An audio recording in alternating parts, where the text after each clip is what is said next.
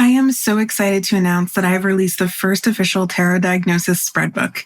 Tarot and Self-Discovery is a therapeutic tarot journey with over 200 spreads, including over 152 card prompts and over 50 robust tarot spreads. You can purchase a physical copy on Amazon or a digital copy at thetarotdiagnosis.com.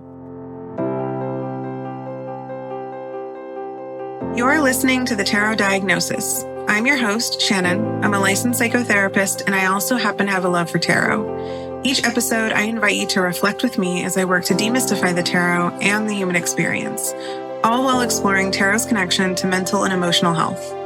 While this podcast may feel therapeutic, it is not meant to take the place of psychotherapy. So grab your cards and join me as I work to create a pathway to better understand ourselves and those around us.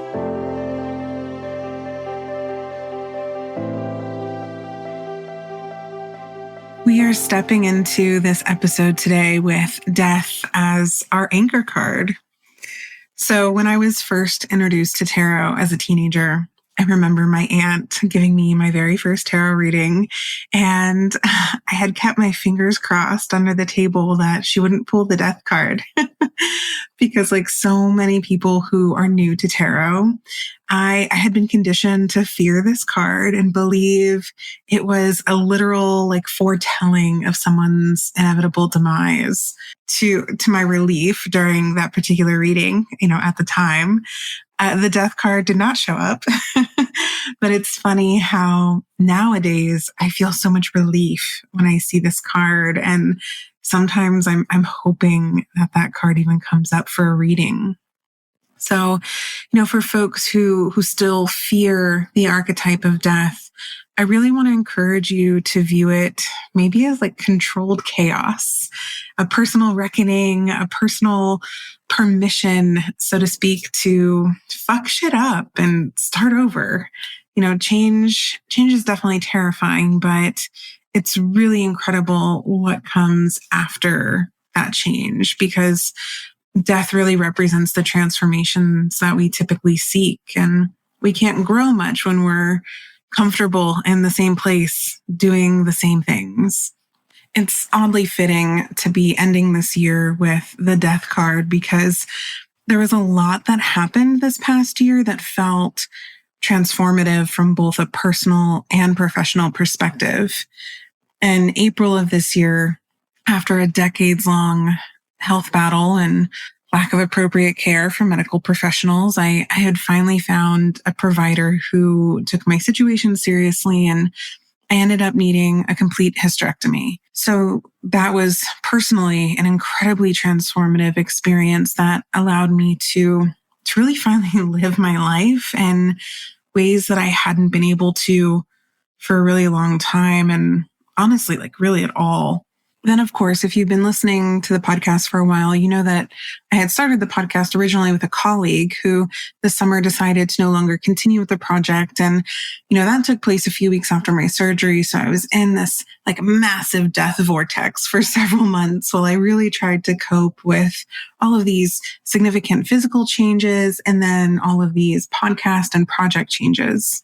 And as I sat and reflected on these two pivotal experiences this year, I can't help but have such an abundance of gratitude for both of them, because I feel like they've really given me opportunities that I otherwise wouldn't have been able to have. And, I've since been able to connect with folks both personally and professionally, on both of these big experiences. And this community plays a really big role in that. And I just want to say I'm so grateful for that. So with all of that said, I wanted this episode to be reflective and just wanted to sit down and pull some cards with all of you to close out the year and think about what we might need and want in this upcoming new year. So let's start by pulling some cards to reflect on what we're taking away from this past year. And I would love if you pulled alongside me. Feel free to DM me or email me and let me know what you pull. I love getting messages from you all. I'm using the Wandering Star Tarot today. I've been using this deck a lot lately. This one seems to be interchangeable with my Tarot Vintage deck.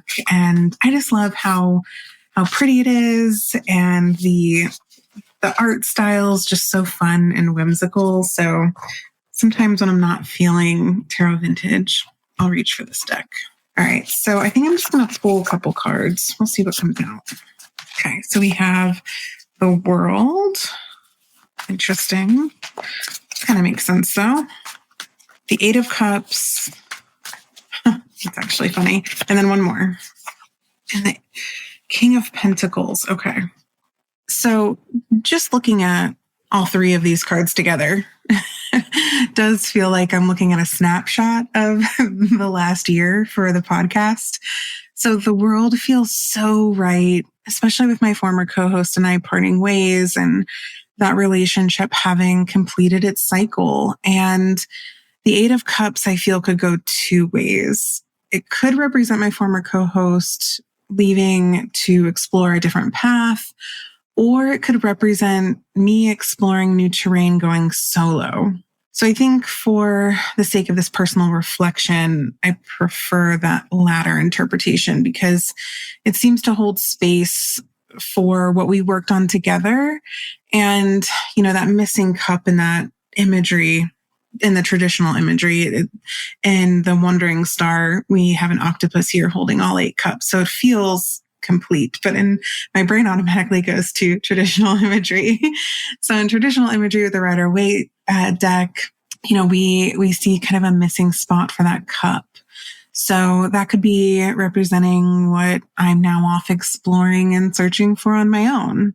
And then the King of Pentacles here just immediately feels like all of you, like listeners and supporters of this project. So, with the Wandering Star deck, this artist, I love that they do this. They include like different keywords on the cards. Like really, it's a really well done way that they've included this within the imagery. So for the King of Pentacles, some of the cards chosen were generous and reliable. And I feel that's exactly how all of you have shown up for me and for this project. You've been incredibly reliable and generous with your time and your words, especially your words of encouragement and your vulnerability in sharing your own experiences. And the pentacles are very earthly and grounding, and they remind me a lot about building and creating. And you all have been such a pivotal aspect of this entire project and where it's been able to grow and what it's been able to become. So in the Processing a Farewell episode, I spoke pretty openly about my insecurities regarding whether or not you all would even be interested in this project with the change. And I can't tell you how generous you all were with your words and your comfort. There were so many times I had to, I feel like quite literally lift my jaw up off the floor because of the emails and the messages that I had received saying how helpful this project has been. So you all really gave me the confidence to keep going, and I feel even more energized to bring even more exciting discussions and explorations and offerings to this community over the next year. So cheers to all of you King of Pentacles listeners. You're really important to me. Let's pull some more cards to explore the energy we're seeking for the new year.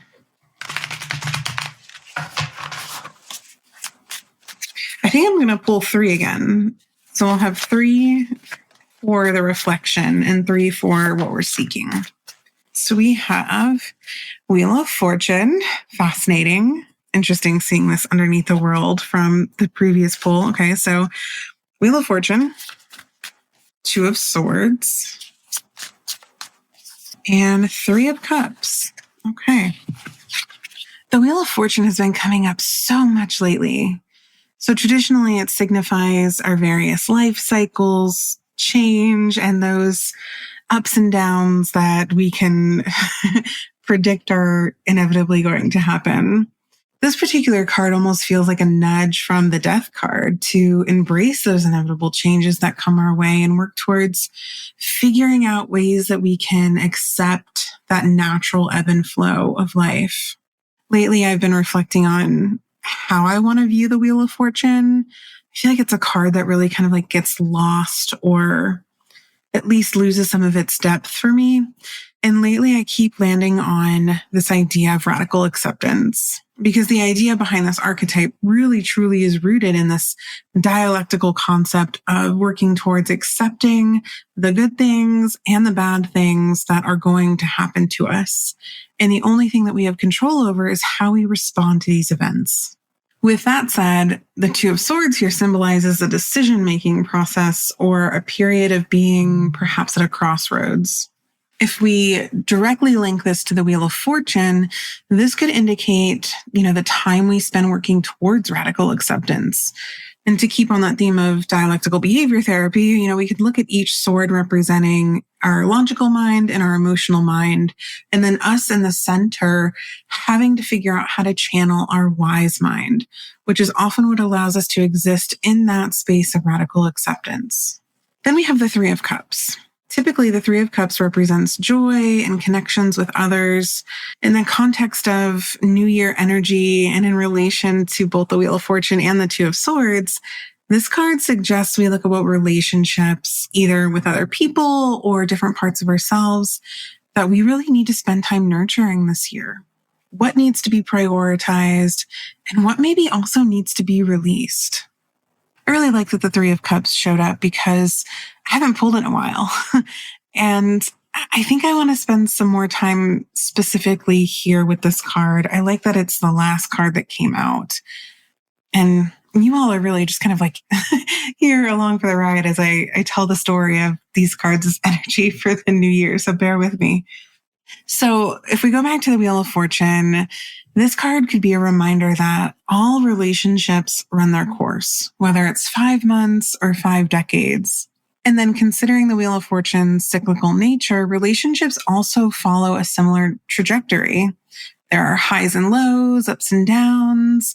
Relationships really function on a U-curve. Sometimes we're at the top of that U-curve and sometimes we're at the bottom of it. Sometimes we have incredible moments of deep connection. And then other times we have phases of disconnection or where, we feel like we might be growing apart. Recognizing these fluctuations in relationships is really important in understanding that our relationships, both with others and with ourselves, evolve and change. And that natural ebb and flow doesn't necessarily signify a demise, or to go back to the Death card, this fear that we think something's, going to end, but more of an evolution, a change, a transformation. Sometimes it does quite literally mean that relationship has run its course, but often there's a deeper transformation, either personally or relationally, that's taking place. The Two of Swords here could be a reminder to check in and make sure that you're making the right choices for yourself and for the relationship.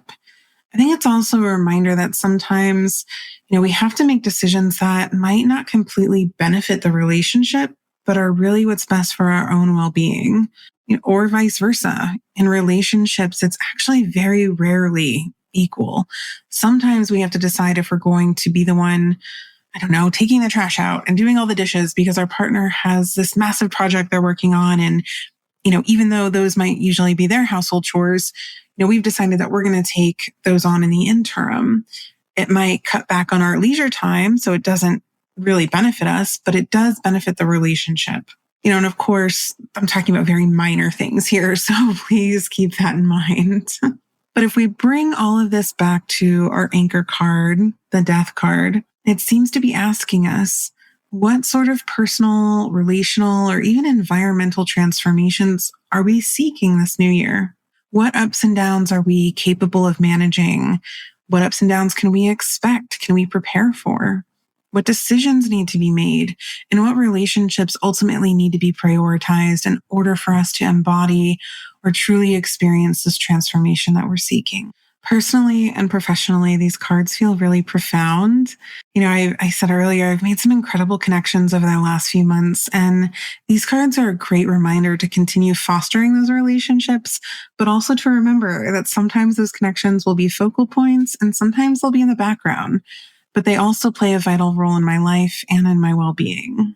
I hope that some of this resonated with you all as well, and I would love to hear what you pulled alongside of me. So this is going to be the last episode of 2023. I plan to take the next few weeks off from recording new episodes, really just to prepare for 2024. I have so many exciting things planned already for next year. I have several guests lined up already for podcast episodes and folks who are excited to facilitate some workshops inside the Tarot Diagnosis membership community, the Symposium. So if you're not already a member of the Symposium, I encourage you to join the waitlist. You can do that by hopping on the website, thetarotdiagnosis.com. The Symposium has been such an incredible part of my life. And I've received such incredible feedback from folks who are members who have felt that it's been a really transformative space for them, a really supportive space. So each month we have a reading room where community members gather and exchange readings for each other. And we do this publicly as a group. And it's been a really remarkable experience to watch people grow in their confidence level in reading the cards. And then to be in a space where if you forget the meaning of a card or you're struggling in making a connection between some cards, the other members of the community are so quick to hop in and help, whether it's in the chat or just on the Zoom call. So that's been a really fun part of the community. And then we always have a monthly workshop where either I or a guest hop on and create some sort of really fun, insightful workshop that combines tarot and psychology or psychology adjacent topics. And lately we've really been getting involved in a book club, which has been so fun and just fulfills my nerdy heart. So each month we've been exploring a tarot author and their interpretations of two different cards. And we get together and we talk about this author's interpretation and we explore what we like about their interpretation, what we don't like, what we feel like is missing. And it's been a really great way for us to create more depth for the cards personally. And then as a group, all of us walk away with something that, we hadn't thought of before. And another new offering that has been recent, which has been really fun, is a community co-led discussion. I get so many great ideas from community members for topics that they want to explore. And I decided, why don't you all co-lead something with me? And it's another way for me to elevate voices and ideas. And that's been so much fun. So folks have been coming to me with ideas, and then we hop on a Zoom call and have a planning session. And then we get together as a community and facilitate a group discussion. So far we've had a discussion on rituals and sacred spaces. And then for the month of December, we're going to be exploring the idea of cards as questions. And next year, we already have some really fun ideas that community members are so eager to explore. So I really invite you to join us inside the Symposium. You can join the waitlist. Doors will reopen again early next year.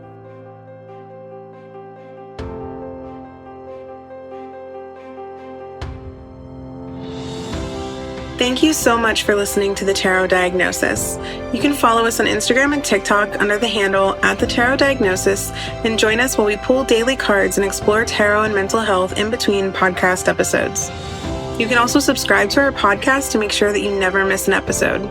If you have a topic or question that you'd like for us to explore on the podcast, you can contact us directly on our website, www.thetarotdiagnosis.com.